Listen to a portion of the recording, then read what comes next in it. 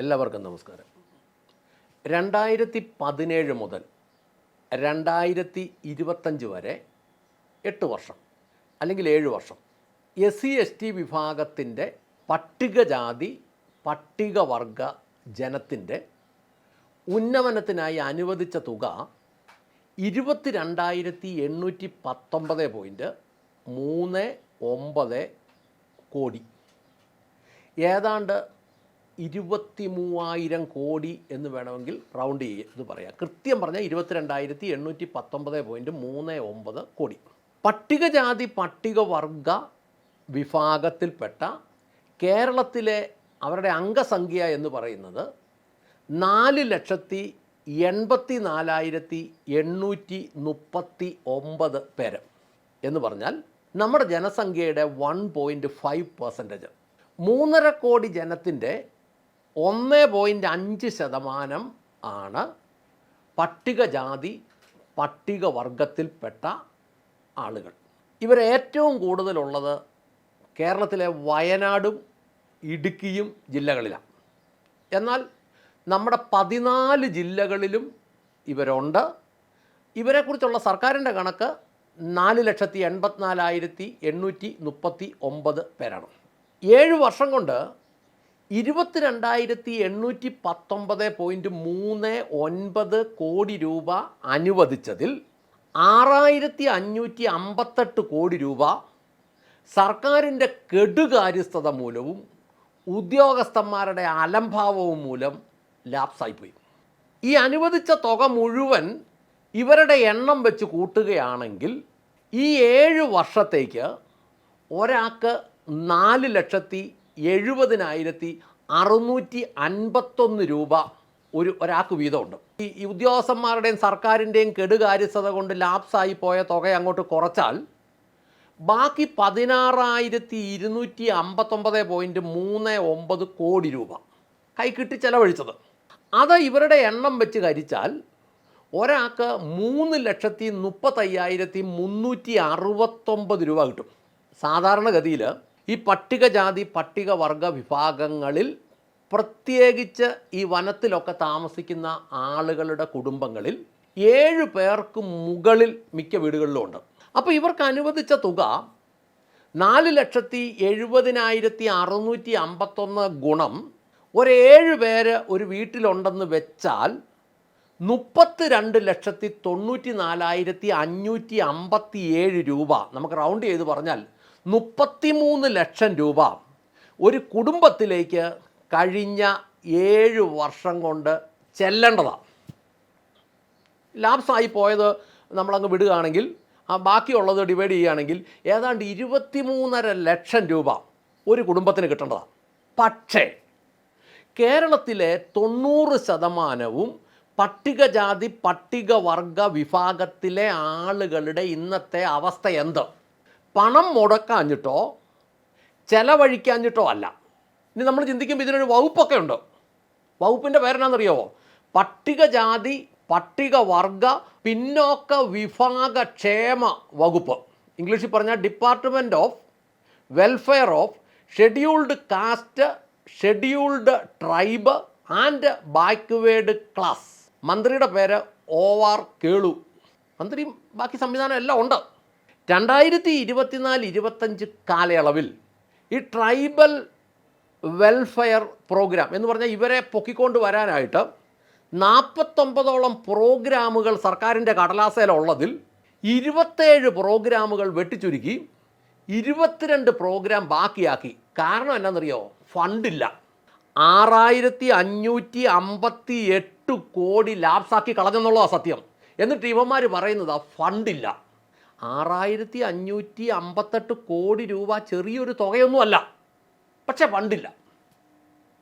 ഇനി 2022 മുതൽ SC/ST വിഭാഗങ്ങൾക്ക് നേരെയുള്ള അതിക്രമങ്ങൾ 6.2% വർദ്ധിച്ചു. പക്ഷേ രാഷ്ട്രീയ പ്രേരണ മൂലം കേസുകൾ കോടതികളിൽ എത്തുന്നില്ല. അവർക്കിട്ട് അടിയും ചവിട്ടും തൊഴിയും പീഡനവും ഒക്കെ കൊടുക്കും. പക്ഷേ ഇത് രാഷ്ട്രീയക്കാർ ഇടപെട്ട് അവസാനം ഇത് കോടതിയിലെത്തുകയല്ല. അവർക്ക് വേണ്ടി ആരാ ചോദിക്കാനുള്ളത്? ഇവരുടെ കുട്ടികൾക്ക് പെട്ടെന്ന് ഗ്രാൻഡൊക്കെ കിട്ടാൻ വേണ്ടി അല്ലെ സ്കോളർഷിപ്പൊക്കെ കിട്ടാൻ വേണ്ടിയിട്ട് ഈ ഗ്രാൻഡ്. പക്ഷേ ഇവരുടെ കുട്ടികൾക്ക് കൊടുക്കേണ്ട ഗ്രാൻഡ് 2 വർഷമായിട്ട് മുടങ്ങിക്കിടക്കുക. വയനാട്ടിൽ ട്രൈബൽ സ്കൂളിൽ 130 കുട്ടികൾക്ക് ഒരു ശുചിമുറിയാണ് ഉള്ളത്. 130 കുട്ടികൾക്ക് ഒരു ശുചിമുറി. എന്താ അവസ്ഥയെന്നൊന്ന് ആലോചിച്ച് നോക്കിയേ. പിന്നെ ദാരിദ്ര്യവും പോഷകാഹാരക്കുറവും മൂലം ഈ വിഭാഗത്തിലെ സ്ത്രീകൾക്കും കുട്ടികൾക്കും അനീമിയ പോലെയുള്ള ദാരിദ്ര്യ രോഗങ്ങളാണ്. വൈറ്റമിൻസിൻ്റെ ഒക്കെ കുറവ് മൂലം ത്വക്ക് രോഗങ്ങളും അമിതമായ പുകയില ഉപയോഗം മൂലം ക്യാൻസറും ഒക്കെയാണ് ഈ പട്ടികവർഗത്തിലെ ജനത്തിൻ്റെ അവസ്ഥ. എൻ്റെ ചില ചോദ്യങ്ങൾ: 1, എന്തുകൊണ്ട് 6558 കോടി രൂപ നമ്മുടെ സംസ്ഥാനത്തിലെ ഏറ്റവും ദരിദ്ര ജനത്തിൻ്റെ ഉന്നമനത്തിനുള്ള ഈ 6558 കോടി രൂപ ലാപ്സായിപ്പോയി? അതിൻ്റെ ഉത്തരവാദിത്തം സംസ്ഥാന മുഖ്യമന്ത്രിക്കും ഈ വകുപ്പ് കൈകാര്യം ചെയ്യുന്ന മന്ത്രിക്കും ഇതിൻ്റെ തലപ്പത്തിരിക്കുന്ന ഉദ്യോഗസ്ഥന്മാർക്കും സർക്കാരിൻ്റെ ഈ ഡിപ്പാർട്ട്മെൻറ്റിലുള്ള ഉദ്യോഗസ്ഥന്മാർക്കും എല്ലാം ഇതിനകത്ത് പങ്കില്ലേ? പങ്കുണ്ടെങ്കിൽ അവർ ശിക്ഷിക്കപ്പെടേണ്ടതല്ലേ? അവരുടെ ഭാഗത്ത് വന്ന വീഴ്ചയ്ക്ക് 6558 കോടി രൂപ, അത്രയും വലിയൊരു എമൗണ്ട് നഷ്ടപ്പെട്ടു പോയെങ്കിൽ, ലാപ്സായി പോയെങ്കിൽ അതിനുത്തരവാദികൾ ശിക്ഷിക്കപ്പെടണ്ടയോ? ഒന്നാമത്തെ ചോദ്യം. രണ്ടാമത്തെ ചോദ്യം, 16,259.39 കോടി രൂപ ചെലവാക്കി എന്ന് കണക്ക്. ഈ ചെലവാക്കിയതിൻ്റെ പുരോഗമനം ഈ വിഭാഗത്തിന് എവിടെ? ഇപ്പം നമ്മൾ മനസ്സിലാക്കുന്നത്, പല കുടികളിലേക്കും സഞ്ചാരയോഗ്യമായ റോഡില്ല, താമസയോഗ്യമായ ഭവനങ്ങളില്ല, ആവശ്യമായ ശുചിമുറി സജ്ജീകരണങ്ങളില്ല, കൃത്യമായ പോഷകാഹാരങ്ങളില്ല, ദാരിദ്ര്യമൊഴിഞ്ഞ നേരങ്ങളില്ല, രോഗങ്ങളുണ്ടെങ്കിൽ ചികിത്സിക്കാനും സംവിധാനമില്ല. അപ്പോൾ 16,259.39 കോടിയുടെ ഭൂരിഭാഗം ആരുടെയൊക്കെ വായിലേക്ക് പോയി? അടുത്ത ചോദ്യം, SC/ST വിഭാഗത്തിൻ്റെ, പട്ടികജാതി പട്ടികവർഗ വിഭാഗത്തിൻ്റെ ഇന്നത്തെ അവസ്ഥ എന്ത്? യഥാർത്ഥത്തിൽ എന്താണ് അവസ്ഥ? ഇവർക്ക് സ്വന്തമായിട്ട് ഭൂമി പോലുമില്ല, പട്ടയവും ഇല്ല. ഇവരുടെ വസ്തുവിൻ്റെ ഉടമസ്ഥാവകാശം വനം വകുപ്പിൻ്റെ കയ്യിലാണ്.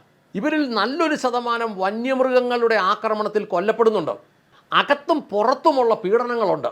സംരക്ഷിക്കാൻ അനുവദിക്കുന്ന തുകയും സംരക്ഷണവും യഥാർത്ഥത്തിൽ എവിടെ? അടുത്തത്, ആദിവാസികൾക്ക് അനുവദിക്കുന്ന വീടുകളും മറ്റടിസ്ഥാന സൗകര്യങ്ങളും സമയബന്ധിതമായി പൂർത്തീകരിക്കാൻ അധികാരികൾക്ക് എന്തുകൊണ്ട് കഴിയുന്നില്ല? ഇവർക്ക് വേണ്ടി സംസാരിക്കാൻ എന്തുകൊണ്ട് പൊതുജനം തയ്യാറാകുന്നില്ല? സുപ്രീം കോടതി ഈയിടെ ചോദിച്ചല്ലോ, പട്ടിക്ക് വേണ്ടി പറയാൻ ആളുണ്ട്, തെരുവ് പട്ടിക്ക് വേണ്ടി പറയാൻ ആളുണ്ട്, മനുഷ്യന് വേണ്ടി പറയാൻ ഇവിടെ ആരുമില്ല. ആദിവാസികൾ ഈ ദിവസങ്ങളിലൊക്കെ പത്രത്തിൽ കണ്ടു, 6 മാസം വനത്തിൽ, 6 മാസം വെള്ളമില്ലാത്തത് കൊണ്ട് പുഴയോരത്ത് ചുമ്മാ പടുത കെട്ടി. എന്താ ഇങ്ങനെ വരുന്നത്?